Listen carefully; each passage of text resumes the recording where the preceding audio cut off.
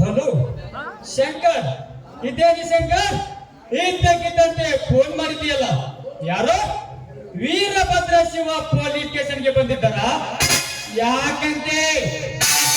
ಅದೇ ಗೌಡ್ರಿ, ಆ ಶಿಲ್ಪಾಳ ಕೊಲೆ ವಿಷಯದ ಬಗ್ಗೆ ಕಂಪ್ಲೇಂಟ್ ಕೊಟ್ಟು ಇನ್ನೊಂದು ವಾರದಲ್ಲಿ ಅವಳನ್ನು ಕೊಲೆ ಮಾಡಿದವರನ್ನು ಪತ್ತೆ ಹಚ್ಚು ಎಂದರು. ಅದಕ್ಕೆ ನೀನು ಏನು ಹೇಳಿದೆ? ಸತ್ಯವಾಗುವುದಿಲ್ಲ ಎಂದು ಹೇಳಿದ ಗೌಡ್ರಿ. ನೋಡು ಶಂಕರ್, ಅವರು ಏನು ಹೇಳಿದರು ಇದು ಮಾತ್ರ ಅವರಿಗೆ ಪತ್ತೆ ಹತ್ತಬಾರದು. ಸರ್ಕಾರ ಕೊಡುವ ಸಂಬಳಕ್ಕಿಂತ ಈ ಗೌಡ ಜಾಸ್ತಿ ಗಿಂಬಲ ಕೊಟ್ಟವು. ಒಂದು ವೇಳೆ ನಾವೇ ಎನ್ನುವುದರಿಗೆ ಗೊತ್ತಾದರೆ ರಾಜ್ಯವನ್ನು ನಡುದಾರಿಯಲ್ಲಿ ಕತ್ತರಿಸುತ್ತದೆ.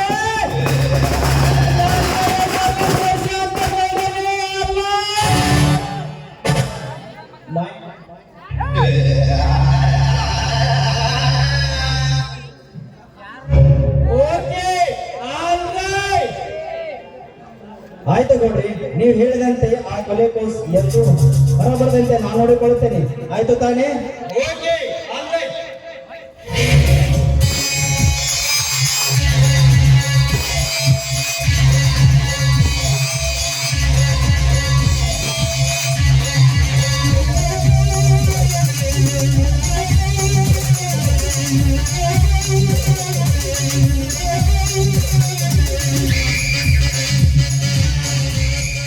ವೀರಭದ್ರ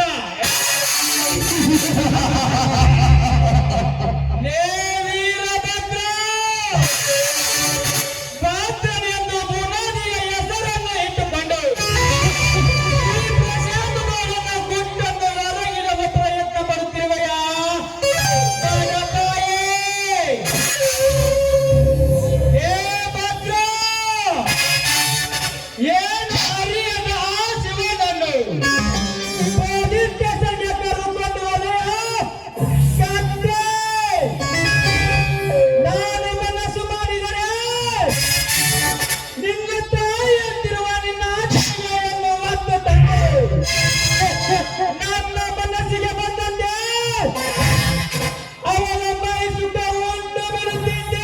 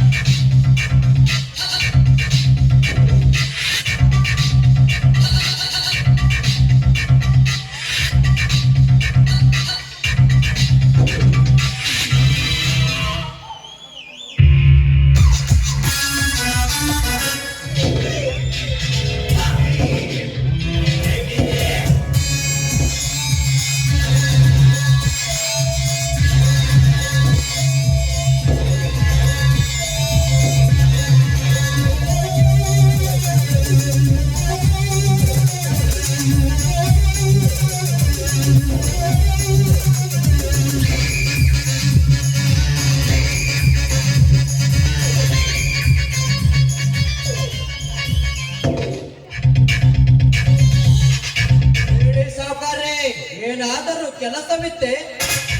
ಅಂತ ಕೆಲಸ ಏನೂ ಇಲ್ಲ ಜಯಸಿಂಹ. ಆದರೆ ನಿನ್ನ ಹತ್ರ ಕೆಲವೊಂದಿಷ್ಟು ಪ್ರಶ್ನೆಗಳನ್ನು ಕೇಳುವುದಿತ್ತು, ಅದಕ್ಕೆ ಕರೆದೆ. ಸಾವುಕಾರ್ರೆ, ಅವು ಯಾವ ಪ್ರಶ್ನೆ ಅಂತ ಹೇಳಿ ಅದಕ್ಕೆ ತಕ್ಕ ಉತ್ತರ ಕೊಡುವುದು ಈ ಜಯಸಿಂಹ.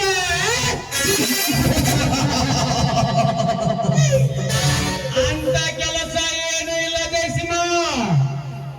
ಈ ನಮ್ಮ ರಾವಣ ರಾಜ್ಯವಾಗಿ ಉಳಿಯಬೇಕು ಅಥವಾ ರಾಮ ರಾಜ್ಯವಾಗಿ ಅಳಿದು ಹೋಗಬೇಕು? ಅದು ಹೇಗೆ ಸಾಧ್ಯ ಸಾವುಕಾರ್ರೆ? ಈ ನಮ್ಮ ರಾವಣ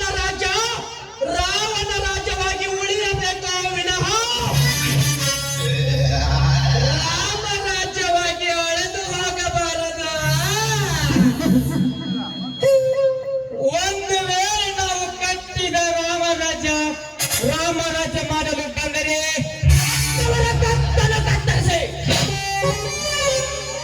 ಅವರ ರಕ್ತದ ಲೇಪನದಿಂದ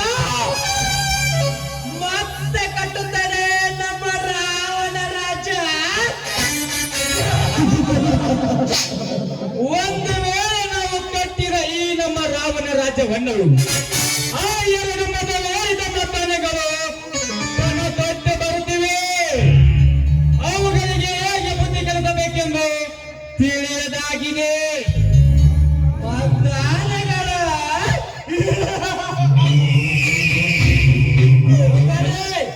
ಈ ಜಯಸಿಂಹ ನಿಮ್ಮ ಹತ್ತಿರವಿರುವಾಗ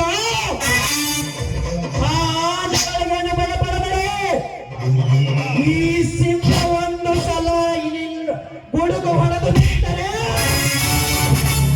ಆ ಆನೆಗಳನ್ನು ಹಿಡಿದು ತರುವ ಮಾರುತನ್ನು ಕೂಡ ಗಡಗಡನೆ ಮೆದುಗುತ್ತಿರುವ ಅವು ಯಾವ ಆನೆಗಳಂತ ಬೇಗ ಹೇಳಿ. ಮತ್ಯಾರು ಅಲ್ಲ ಜಯಸಿಂಹ, ಆ ರಾಮನ ತಮ್ಮ ವೀರಭದ್ರ.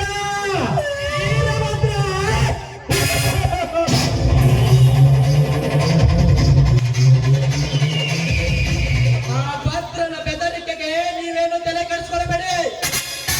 ಆ ಭದ್ರ ಈ ರಾವಣ ರಾಜ್ಯದೊಳಗೆ ಕಾಲಿಟ್ಟಿದ್ದೆ ಆದರೆ ಅವನನ್ನು ವಿಚಿತ್ರ ಮಾಡಿಬಿಡುತ್ತೇನೆ. ಆ ಭದ್ರ ಇವಾಗ ಎಲ್ಲಿದ್ದಾನೆ ಅಂತ ಹೇಳಿ. ನೋಡು ಜಯಸಿಂಹ, ಆ ಭದ್ರ ಈಗ ಪೊಲೀಸ್ ಸ್ಟೇಷನ್ಗೆ ಹೋಗಿ ಆ ಶಿವನ ತಂಗಿ ಶಿಲ್ಪಳ ಕೊಲೆಬೇಕೆ ಆ ಇನ್ಸ್ಪೆಕ್ಟರ್ ಶಂಕರಿಗೆ ಬೆದರಿಕೆ ಹಾಕಿದ್ದಾನಂತೆ. ಒಂದು ವೇಳೆ ಇದು ಪತ್ತೆ ಹತ್ತಿದರೆ ನಾವು ಬದುಕುಳಿಯುವುದೇ ಕಷ್ಟವಾಗುತ್ತದೆ. ಅದಕ್ಕೆ ಸರ್ದಾರರೇ, ಎಂತವರಿಗೆ ಭಯ ಪಟ್ಟಿರುವೆ ನೀವು? ಇಂಥ ತಿರುಗಾಡು ತಿನ್ನುವ ತಿರುಗರ ಕೈಯಿಂದ ಆ ಕೊಲೆ ಕೇಸನ್ನು ಪತ್ತೆ ಹಚ್ಚಲು ಸಾಧ್ಯವೇ? ನೋಡು ಜಯಸಿಂಹ, ನಾವೀಗ ಅವನನ್ನು ಎದುರಾಕಿಕೊಂಡು ಅವನ ಮೈ ಮುಟ್ಟಲು ಹೋದರೆ ಇಡೀ ಈ ಊರಿಗೂರೇ ಎದ್ದು ಬಂದು ನಮ್ಮ ಮೈ ಮುಟ್ಟಲು ಬರುತ್ತಾರೆ. ಊರ ಜನ ಹಣವಿದ್ದರೆ ಹಣ ಸಹಿತ ಬಾಯಿ ತೆಗಿತಿರುವಾಗ ಈ ಊರ ಜನರನ್ನು ನಮ್ಮಂತೆ ಮಾಡಿಕೊಳ್ಳುವುದು ಎಷ್ಟೊತ್ತು ಗೌರೇ? ಆ ಭದ್ರನ ಬೆದರಿಕೆಗೆ ನೀವೇನು ತಲೆ ಕೆಡಿಸಿಕೊಳ್ಳಬೇಡಿ. ಅವನಿಗೆ ಈ ಜಯಸಿಂಹ ಒಂದು ಗತಿ ಕಾಣಿಸುತ್ತಾನೆ. ಆಯ್ತು ಜಯಸಿಂಹ, ಆ ವೀರಭದ್ರನು ಹೇಗೆ ಮೇಲೆ ತರಬೇಕೆ ಪ್ಲಾನ್ ರೆಡಿ ಮಾಡ್ಕೋ. ಹೊತ್ತಿನಲ್ಲಿ ಈ ನಾಡಿನಲ್ಲಿ ಈ ಗೌಡನ ಗಂಧರ್ವ ಯಾವತ್ತೂ ಕಡಿಮೆಯಾಗಬಾರದು. ಓಕೆ ಸಾವುಕಾರ್ರೆ, ಈ ನಾಡಿನಲ್ಲಿ ಜನರ ಬದುಕುತ್ತಿರುವ ಜನರ ನಾಡಿಗಳಲ್ಲಿ ನಿಮ್ಮ ಹೆಸರು ಹಸಿರಾಗಿ ಉಳಿಯ ರೀತಿ ಮಾಡದಿದ್ದರೆ ನನ್ನ ಹೆಸರು ಹಠ ಸಾಧಿಸಿದ ಹಮ್ಮೀರ ಜಯಸಿಂಹನೇ ಅಲ್ಲ.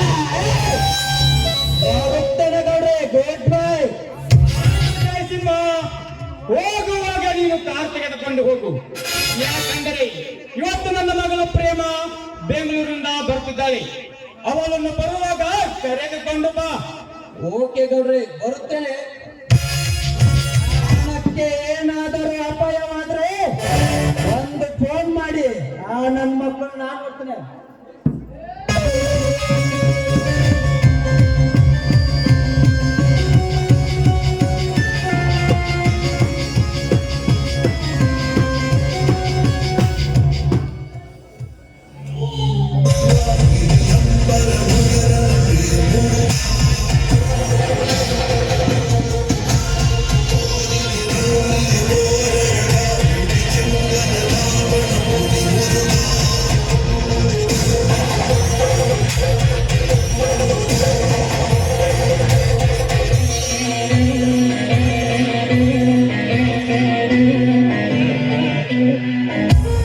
ಪ್ರಶಾಂತ ಗೌಡ ಏ! ಈ ಪ್ರಶಾಂತ ಗೌಡನ ಹೆಸರನ್ನು ಕೇಳಿಬಿಟ್ಟರೆ ಈ ಪ್ರಪಂಚದಲ್ಲಿ ಪ್ರಳಯವಾದಂತಾಗುವುದು ಈ ಹಳ್ಳಿಯ ಜನರಿಗೆ. ಅಂದಾಗ ಅಂದು ಕುಸ್ತಿಯನ್ನು ಗೆದ್ದು ಬಂದನಲ್ಲ ಆ ರಾಮನ ತಮ್ಮ ವೀರಭದ್ರ. ಹೇ ಭದ್ರ, ಈ ಕುಸ್ತಿಯನ್ನು ಗೆದ್ದ ಮಾತ್ರಕ್ಕೆ ನೀನೇನು ದೊಡ್ಡ ಪಾಲಗಾರನಾಗಲಿಲ್ಲ. ಒಂದು ವೇಳೆ ಪಾಲಗಾರನ ಪುತ್ರನ ಈ ಗೌಡನನ್ನು ಎದುರಾಕಿಕೊಂಡರೆ ನಿನ್ನನ್ನು ನನ್ನ ಮುಷ್ಟಿಯಲ್ಲಿ ತೆಗೆದುಕೊಳ್ಳೆ ಮಾಡಲಿಲ್ಲ. ನನ್ನ ಹೆಸರು ಈ ಪ್ರಪಂಚದಲ್ಲಿ ಪ್ರಖ್ಯಾತ ಪಡೆದ ಪ್ರಶಾಂತ ಗೌಡನೇ ಅಲ್ಲ.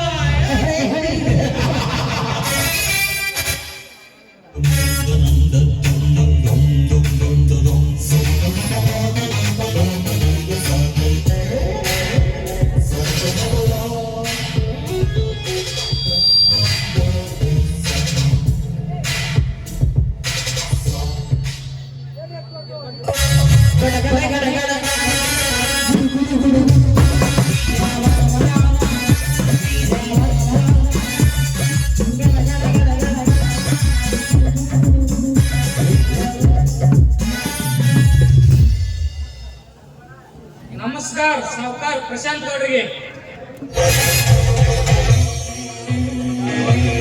ಓ, ಯಾರು? ತ್ರಿವಳಿ ಜೋಡಿಗಳು. ಇದೇನು ವೀರಭದ್ರ, ನಿಮ್ಮ ಮೂವರ ಆಗಮನ ನನ್ನ ಮನೆ ಕಡೆ. ಏನಾದರೂ ಕೆಲಸವಿತ್ತೆ? ಅಂತದ್ದೇನಿಲ್ಲ ಸಾವುಕಾರೆ. ಈ ಶಿವನ ತಂಗಿ ಶಿಲ್ಪಾಳನ್ನು ಯಾರೋ ಕೊಲೆ ಮಾಡಿ ಕಾಡಿನೊಳಗೆ ಹೋಗಿದ್ದಾರಂತೆ. ಅದನ್ನು ಯಾರು ಮಾಡಿದಾರೆಂದು ಪತ್ತೆನೇ ಇಲ್ಲ. ಏನು? ಈ ಶಿವನ ತಂಗಿ ಶಿಲ್ಪಾಳ ಕೊಲೆ ಐತಿ? ಯಾವಾಗ ಶಿವ? ಈಗಾಗಲೇ 4 ಸಾವುಕಾರ ಕೊಲೆ ಆಗಿ. ಹಾಗಾದರೆ ಈ ವಿಷಯವನ್ನು ಬೇಗ ನನಗೆ ಏಕೆ ತಿಳಿಸಲಿಲ್ಲ? ಅಲ್ಲಿ ಇಲ್ಲಿ ಪೊಲೀಸ್ ಸ್ಟೇಷನ್ಗೆ ಕಂಪ್ಲೇಂಟ್ ಕೊಟ್ಟು ಕೊಲೆ ಮಾಡಿದವರನ್ನು ಪತ್ತೆ ಹಚ್ಚುತ್ತಿದ್ದೆ. ನೋಡಿ ಸಾವುಕಾರಿ, ಅವತ್ತು ನಾನು ಊರಲ್ಲಿ ಇದ್ದಿಲ್ಲ. ಶಿವನ ತಂಗಿ ಸತ್ತೋದ ಚಿಂತೆಯಲ್ಲಿ ಅವ ಹೊರಗೆ ಬಂದಿಲ್ಲ. ಆದರೆ ನಮಗೆ ಒಂದು ಡೌಟ್. ಅದೇನು ಹೇಳು ವೀರಭದ್ರ? ಏನಿಲ್ಲ ಸಾವುಕಾರಿ, ಆ ಶಿಲ್ಪಾನ ಮನೆ ತುಂಬಾ ಗುಂಡು ಹಾಕಿ ಹೋಗಿದ್ದಾರಂತೆ. ನಮ್ಮೂರಿನಲ್ಲಿ ಬಂದೂಕುಗಳು ನಿಮ್ಮನ್ನು ಬಿಟ್ಟು ಯಾರ ಮನೆಯಲ್ಲಿಲ್ಲ. ಅದಕ್ಕೆ ಈ ಕೆಲಸ. ಅಂದರೆ ಭದ್ರ, ನಿನ್ನ ಮಾತಿನ ಅರ್ಥ ನಮ್ಮೂರಲ್ಲಿ ಯಾರ ಮನೆಗಳಲ್ಲಿ ಬಂದೂಕುಗಳಿಲ್ಲ, ನಮ್ಮ ಮನೆಯಲ್ಲಿ ಬಂದೂಕುಗಳಿವೆ ಎಂದು ಅವರನ್ನು ನಾವೇ ಕೊಲೆ ಮಾಡಿದ್ದೇವೆ ಅಂದಂಗಾಯ್ತಲ್ಲ. ನಿಮ್ಮಿಂದ ಅಲ್ಲ ಸಾವುಕಾರೆ, ಏನೋ ನಿಮ್ಮ ಆಳುಗಳು ಬೇಕಲ್ಲದು ಕಾಡಿಗೆ ಹೋದಾಗ ಕೊಲೆ ಮಾಡಿರ್ಬೇಕೇನು ಸಿಗ್ತಿದೆ. ನೋಡಿ ಪ್ರಕಾಶ, ನನ್ನ ಆಳುಗಳು ನಾ ಏಳುವರೆಗೂ ಯಾವ ಕೆಲಸಕ್ಕೂ ಕೈ ಹಾಕುವುದಿಲ್ಲ. ಮೇಲಾಗಿ 1 ವಾರವಾಯಿತು ನನ್ನ ಆಳುಗಳು ಭೇಟಿ ಅದಕ್ಕೆ ಹೋಗಿಲ್ಲ. ನೋಡು ಸಾವುಕಾರಿ, ಈ ಕೆಲಸ ನಿಮ್ಮಿಂದ ನಡೆದಲಂತ ಹೇಳ್ತೀರ. ಹಾಗಾದರೆ ಅವಳಿಗೆ ಗುಂಡಿಟ್ಟು ಕೊಲೆ ಮಾಡಲಿಕ್ಕೆ ಮತ್ತಾರು? ಅಂದರೆ ಭದ್ರ, ನಿನ್ನ ಮಾತಿನ ಅರ್ಥ ಅವಳನ್ನು ನಾವೇ ಕೊಲೆ ಮಾಡಿದ್ದೇವೆ ಎಂದು ಒತ್ತಿ ಹೇಳ್ತಿದ್ದೀಯಲ್ಲ. ಇನ್ನೊಂದು ಸಾರಿ ಇಂಥ ಮಾತು ನಿನ್ನ ಬಾಯಿಂದ ಬಂದರೆ ನಿನ್ನ ನಾಲಿಗೆಯನ್ನು ಕತ್ತರಿಸಿ ಹಾಕಿ ನಿನ್ನ ಬಿಸಿ ರಕ್ತ ಕುಡಿಯಬೇಕಾಗುತ್ತದೆ. ನನ್ನ ನಾಲಿಗೆ ಕಿತ್ತಿಗೆ ಬಿಸಿ ರಕ್ತ ಬಿಡಬೇಕಾದ್ರೆ ನೀನೊಬ್ಬನೇ ತಾಯಿ ಹಾಲು ಕುಡಿದು ಹುಟ್ಟಿ ಬಂದಿದ್ಯಾ? ನಾನು ಕೂಡ ತಾಯಿ ಹಾಲು ಕುಡಿದು ಹುಟ್ಟಿ ಬಂದಿದ್ದೀನಿ. ವೀರಾದಿ ವೀರ ಭದ್ರನಾಗಿ ನೋಡ್ಕೊಂಡ ನಾನು ಈಗಲೂ ಕೂಡ ಒಟ್ಟಿ ಹೇಳುತ್ತೇನೆ, ಈ ಕೆಲಸ ನಡೆದಿದೆ ನಿನ್ನಿಂದ.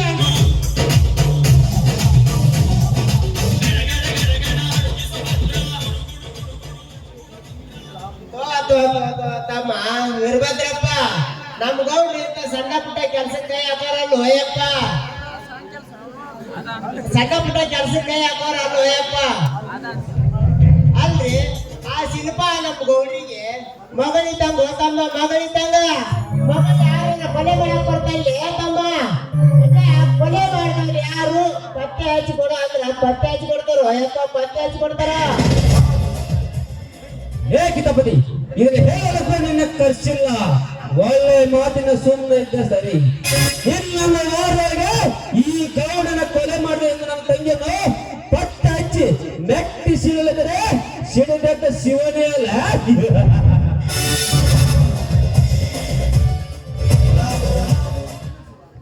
ನಿಲ್ಲು ಶಿವ, ಹೋಗುವ ಮುಂಚೆ ಮದವೇರಿ ನಮ್ಮ ದಾಳಿಗೆ ಒಂದು ಮಾತನ್ನು ಹೇಳಿ ಹೋಗೋಣ. ಲೇಗೌಡ, ಆಳಿಗೆ ಅಂಕುಶವಿದ್ದ ಹಾಗೆ ನಿಮ್ಮಂತ ಶ್ರೀಮಂತ ನಾಯಿಗೆ ಹಣದ ಅಂಕುಶ ಬಹಳಷ್ಟು ಇರುತ್ತದೆ. ಹಾಗಾದರೆ ಹಾಗೇನಾದರೂ ಶಿಲ್ಪನ ಕೊಲೆ ಕೇಸು ಮುಚ್ಚಲು ಪ್ರಯತ್ನ ಪಟ್ಟಿಯೋ ನಿನ್ನ ಪರಿಣಾಮ ನೆಟ್ಟಗಾಗಿರುವುದಿಲ್ಲ. ಶಿವನ ತಂಗಿ ಸತ್ತು ಹೋದರೂ ಚಿಂತೆ ಇಲ್ಲ, ಅವಳನ್ನು ಕೊಲೆ ಮಾಡುವುದನ್ನು ಪತ್ತೆ ಹಚ್ಚಿ ಸತ್ತು ಅವರ ಶಿಲ್ಪನ ಹೊರಕು ಚಪ್ಪನಲ್ಲಿ ಕೊರಳೆ ಹಾಕಿ ಈ ಊರು ತುಂಬಾ ಮೆರವಣಿಗೆ ಮಾಡಲಿಲ್ಲ. ನನ್ನ ಹೆಸರು ಸಿಡಿದ ಶಿವಭದ್ರನೇ ಅಲ್ಲ. ಇವರು ಮೂರು ಬಿಟ್ಟವರು ಊರಿಗೆ ಕೆಟ್ಟವರು. ಇಂಥ ನಾಯಿ ಜೋಡಿ ನಮ್ಮದೇನು ಮಾತು? ಬನ್ನಿ ಹೋಗೋಣ. ಇಲ್ಲ ಭದ್ರ, ಹೋಗೋಣ. ಇವನಿಗೆ ನೀನೊಬ್ಬನೇ ಮುನ್ನೆಚ್ಚರಿಕೆ ಕೊಟ್ರೆ ತಿಳಿಯೋದಿಲ್ಲ. ನಾನೊಂದು ಮಾತು ಹೇಳುತ್ತೇನೆ ನೋಡು ಗೌಡ, ಈಗೆಲ್ಲ ಕಾಲ ನಿನ್ನ ಕೈಯಲ್ಲಿದೆ ಎಂದು ಕಂಡವ್ರನ್ನು ಕೊಲೆ ಮಾಡುತ್ತಾ ಅಟಿಯಲ್ಲ. ಕೊನೆಗೆ ಒಂದಲ್ಲ ಒಂದು ದಿನ ಅದೇ ಕಾಲ ನಿನ್ನ ನಡು ಬೀದಿಯಲ್ಲಿ ಎಳೆದುಕೊಂಡು ಹೋಗುತ್ತದೆ. ಜ್ಞಾಪಕವಿರಲಿ ಶಿವಭದ್ರ. ಈ ಮೂವರ ಅವಳಿ ಈಗ ತೋರಿಸೋಣ ಆರ್ಭಟ.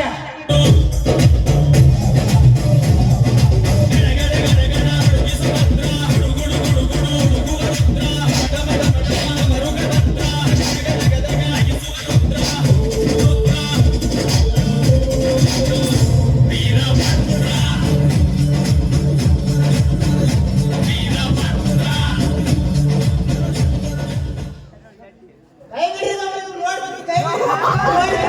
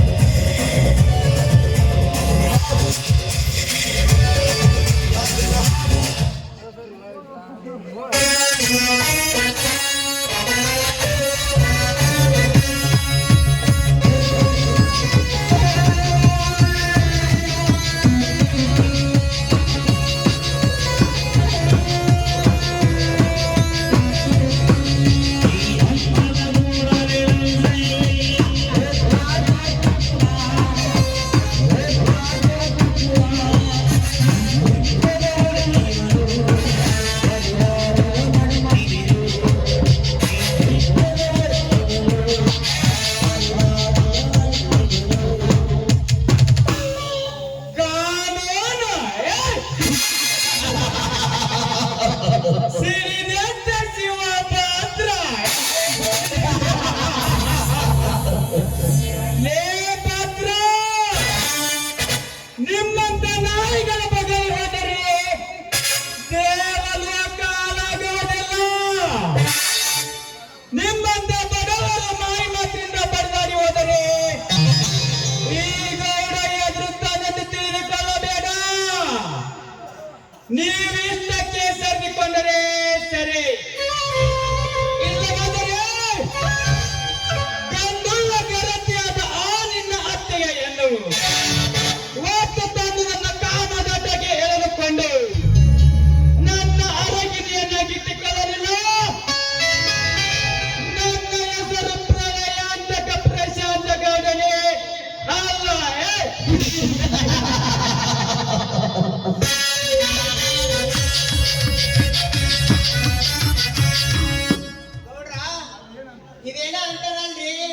ಬೊಗಳು ನಾಯಿ ಕಚ್ಚುದಿಲ್ಲ, ಕಚ್ಚು ನಾಯಿ ಬೊಗಳುದಿಲ್ಲ ಅನ್ನೋ ಹಂಗ ಈ ಮಕ್ಳು ಬೊಗಳು ನೀವ್ ಯಾಕೆ ಹೆದರ್ತೀರಿ? ನನ್ ಕಾಲ್ ಸುತ್ತಿದ್ರು ನಾನ ಹಿಡ್ತಿದ್ನಿ ಇವ್ರನ್ನ. ಬರ್ಬೇರಿ ಹೋಗೋಣ.